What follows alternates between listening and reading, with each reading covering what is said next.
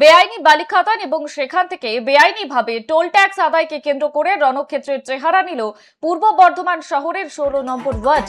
আর ঘটনাকে কেন্দ্র করে শাসক এবং বিরোধী শিবিরের মধ্যে শুরু হয়েছে তীব্র রাজনৈতিক চাপানোতর। প্রতিবাদে এবং জড়িতদের গ্রেফতারের দাবিতে বর্ধমানের সদর থানায় চড়াও হয়ে ব্যাপক বিক্ষোভ দেখালেন বিজেপি কর্মী সমর্থকেরা। পরিস্থিতি সামাল দিতে এলাকায় এবং থানা চত্বরে মোতায়েন করা হয়েছে বিশাল পুলিশ বাহিনী। বিজেপির 4 নম্বর নগর মণ্ডলের সভাপতির অভিযোগ, 16 নম্বর ওয়ার্ড এলাকায় দীর্ঘদিন ধরে বেআইনিভাবে দামোদরের বালি চুরি এবং পাচারের কারবার চলছে। পাশাপাশি গাড়ি থেকে অবৈধভাবে টোলও আদায় করা হচ্ছে। বিজেপির দাবি, এই সিন্ডিকেট এবং অবৈধ বালি সাম্রাজ্যের সঙ্গে সরাসরি তৃণমূল কংগ্রেসের স্থানীয় কিছু নেতা কর্মী যুক্ত রয়েছে।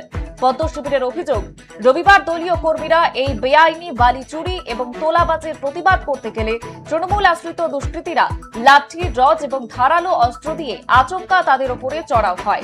বিজেপি কর্মীদের বেধড়ক মারধর করা হয় বলে অভিযোগ। এই রক্তাক্ত হামলায় অন্তত 4 জন বিজেপি কর্মী গুরুতর জখম হয়েছেন। এই ঘটনার প্রতিবাদে এবং অভিযুক্তদের দ্রুত গ্রেফতার এবং দৃষ্টান্তমূলক শাস্তির দাবিতে রবিবার বিকেলে বর্ধমান সদর থানায় গিয়ে বিক্ষোভ দেখাতে শুরু করেন ক্ষুব্ধ বিজেপি কর্মী সমর্থকেরা।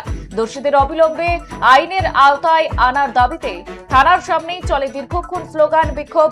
উত্তেজনার পারদ চড়তে থাকায় পুলিশের আধিকারিকরা এসে পরিস্থিতি নিয়ন্ত্রণে আনার চেষ্টা করেন। এক বিজেপি নেতা তিনি জানিয়েছেন, এলাকায় বালি চুরির রাজত্ব কোনোভাবেই বরদাস্ত করা হবে না। অন্যদিকে সমস্ত অভিযোগ অস্বীকার করেছে জেলা তৃণমূল কংগ্রেস।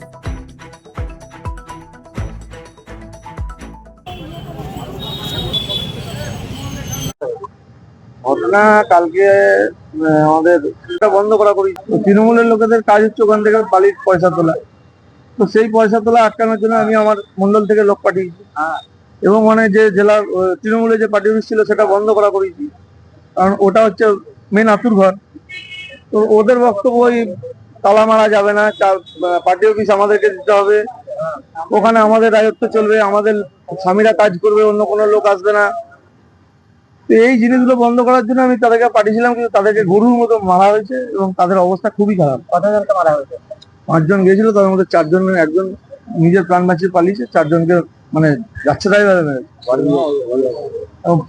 বাড়ি ভাঙা হয়েছে, 4-5টা গাড়ি ভাঙা হয়েছে, টোটো একটা ভাঙা হয়েছে। যারা আক্রমণ করেছে তারা সব তৃণমূল। এরা কোনোদিন মানে রং পাঞ্চ গিরিগিরি, মানে যখন যে পার্টি আসে সেই পার্টির হয়ে যায়। ওরা 4 তারিখে 12টার পর থেকে তো নির্দেশ দেওয়া ছিল যে কোনো টিএমসি নেতাকে নেওয়া যাবে না। এর জন্যই তো এদের ব্যথা। তৃণমূলের কোনো লোককে দলে ঢোকানো যাবে না, তৃণমূলের কোনো লোককে কোন রকম দুষ্কর্মের সঙ্গে যুক্ত থাকলে তার উচিত ব্যবস্থা নেওয়া হবে। বর্তমান পৌরসভার 16 নম্বর ওয়ার্ড এলাকায় যে বালি খাতগুলো রয়েছে, যে বালি গাছগুলো থেকে কর্মীদের এরকমই একটা অভিযোগ উঠছে, কি বলবেন?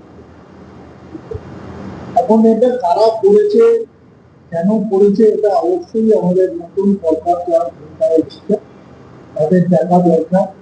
এখন সবাই যদি বালি চোর, মাটি চোর সবাই এখন বলছে, বিজেপি ওটা তাদের দেখার। নিশ্চয়ই এই অন্যায় অত্যাচারের বিরুদ্ধে যারা এই কাজ করছে তাদের বিরুদ্ধে অতি সত্য ব্যবস্থা নেবে। আমরা বিশ্বাস করি নতুন সরকার এসছে, নতুন ভাবে শুরু করেছে, নিশ্চয়ই শান্তি বজায় রাখবে, মানুষের গণতান্ত্রিক অধিকার ফিরিয়ে দেবে। নিশ্চয়ই এই বিষয়টা খুব দরকার। যারা যারা অন্যায় করছে তাদেরকে জেল, তাদের বিরুদ্ধে ব্যবস্থা নেওয়া দরকার।